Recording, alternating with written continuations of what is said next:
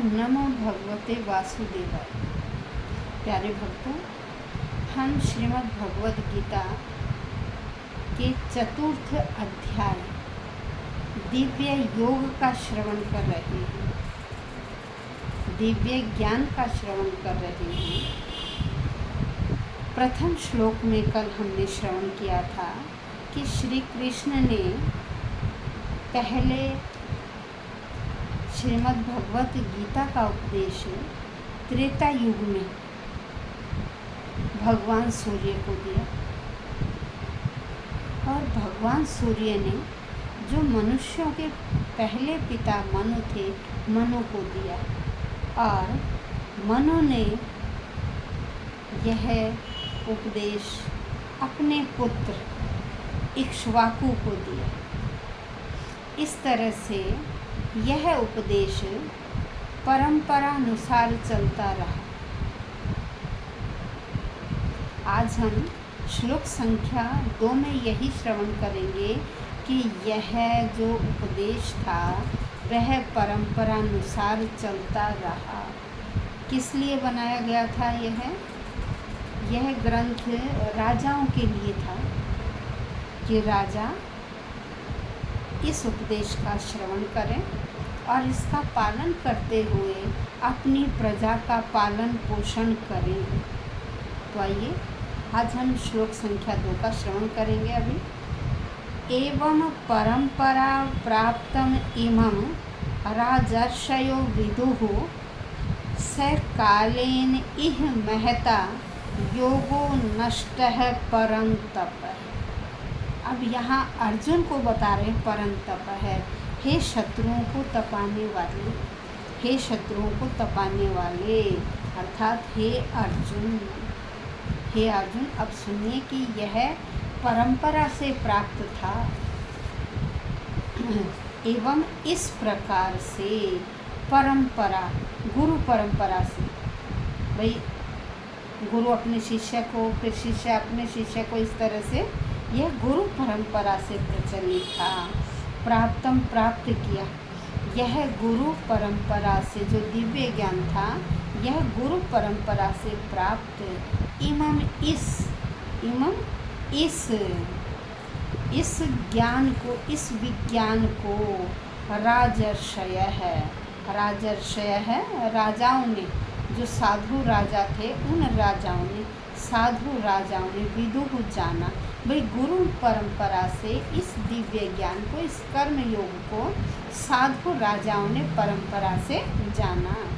स वह क्या, वह ज्ञान, वह दिव्य ज्ञान, वह उपदेश कालेन कालक्रम से, वह उपदेश कालक्रम से इस संसार में महता महान योग क्या, योग परमेश्वर के साथ अपना संबंध, जब परमेश्वर के साथ अपना संबंध हो जाता तो वह कौन सा ज्ञान कहलाता? योग। तो योग विद्या नष्ट है, छिन्न भिन्न हो गई। कह रहे जब यह क्या हुआ कि व्यक्ति ने परमेश्वर के साथ अपने संबंध को जानना छोड़ दिया तो क्या हुआ कि यह जो दिव्य ज्ञान था, यह भी, यह जो योग विद्या थी, यह भी छिन्न भिन्न हो गई। तो क्या कहे इस, अब श्री कृष्ण अर्जुन को कह रहे हैं कि देखिए यह जो परम ज्ञान था, यह जो योग विद्या थी, ये कर्म योग था, ये दिव्य ज्ञान था, यह गुरु परंपरा से प्राप्त किया गया। ठीक है, जैसे सूर्य ने किसको दिया? मनु को, मनु ने किसको दिया? इक्ष्वाकु को। इस तरह ये गुरु परंपरा से प्राप्त किया गया ज्ञान राजर्षियों ने इसे विधि पूर्वक समझा।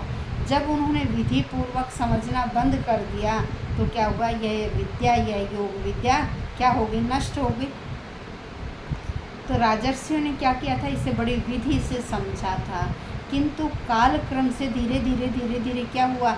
यह छिन्न भिन्न होती चली गई, और इसीलिए यह जो विज्ञान था, यह योग विद्या थी, ये प्रायः क्या हो गई? संसार से लुप्त हो गई। तो क्या था उस समय? यह राजाओं को क्यों दिया गया था? राजाओं के लिए विशेष था कि राजा इसका उपयोग करते हुए अपना शासन चलाते थे, अपनी प्रजा को आदेश देते थे। प्रजा बहुत अच्छी तरह से कार्य करती थी। इसलिए क्या था, गीता का उपदेश राजाओं के लिए बनाया था, राजाओं को दिया गया था और यह परंपरा से चलता आ रहा था। लेकिन एक समय ऐसा आया कि यह परंपरा नष्ट भ्रष्ट हो गई और यह आगे विद्या अगले वंश में नहीं पहुंच पाई। तो क्या है कि भाई क्या हुआ तब, उस समय व्यक्तियों की आसुरी प्रवृत्ति हो गई, श्रीमद् भगवद गीता को उन्होंने मानना बंद कर दिया।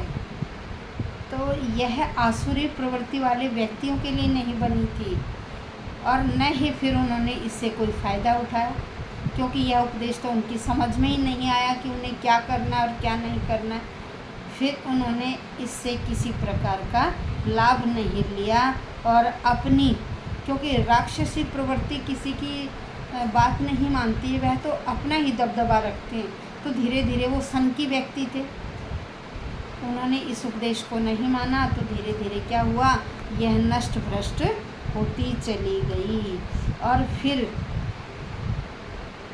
क्या हुआ, जैसे जैसे जैसे समय बीतता गया और असुर प्रवृत्ति ज़्यादा बढ़ गई, तो एक समय ऐसा आया तब महाभारत का जो युद्ध था, उस समय श्री कृष्ण भगवान को यह उपदेश देना पड़ा। कब दिया यह, द्वापर में आकर, क्योंकि कौरव पांडवों का युद्ध कब हुआ था, द्वापर में।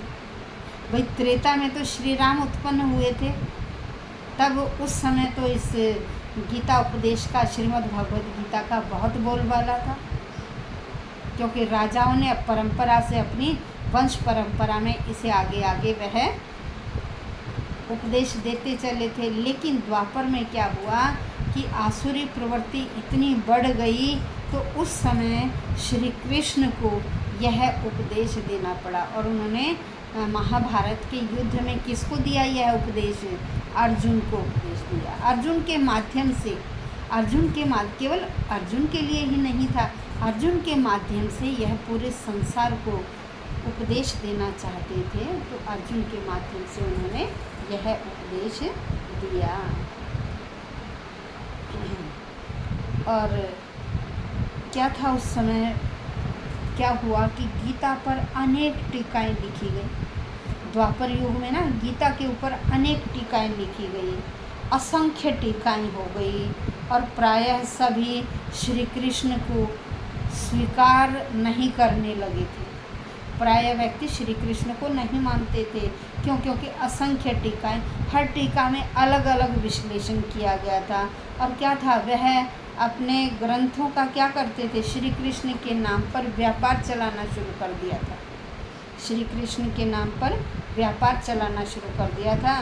तो उस समय आसुरी प्रवृत्ति थी और असुर विश्वास, ईश्वर में विश्वास नहीं रखते हैं। तो तब भगवान को यह उपदेश देना पड़ा। यह इस श्लोक संख्या 2 में है। कल हम श्लोक संख्या 3 का श्रवण करेंगे। धन्यवाद।